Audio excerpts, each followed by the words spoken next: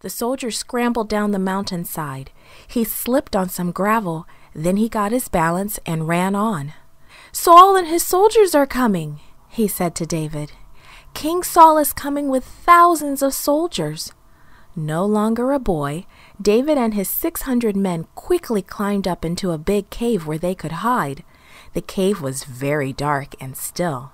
David and his men crouched behind big boulders or big rocks.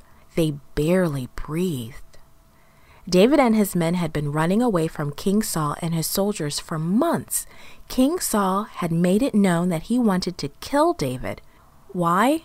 Because King Saul was jealous of David's victories in battle. The people loved David. They even made up a song about him, comparing him to King Saul. And King Saul didn't like that one bit. Suddenly a man walked into the cave. A very tall, big man. It was Saul. The king turned and faced the entrance of the cave. He squatted down and pushed his robe out behind him. "Look," one of the hiding men whispered into David's ear. "The Lord is giving you a chance to kill King Saul." "I cannot," David replied, "for God has made him king. I cannot harm him." Then David took his sharp knife out of his belt. He crept slowly and without any sound toward King Saul.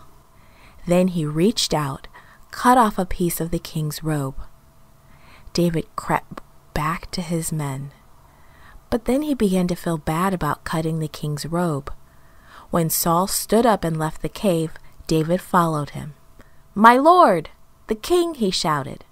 "My men and I could have killed you," David said, "but I will never hurt you because you were chosen by the Lord." "Look," David shouted as he held up the piece of material he had cut from the king's robe. "This proves that I could have hurt you."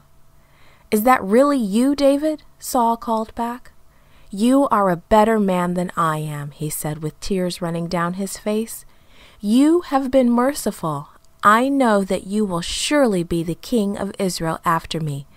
Just promise me that you will not hurt my family."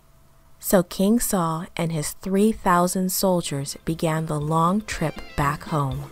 The Lord was happy with the way David treated Saul that day.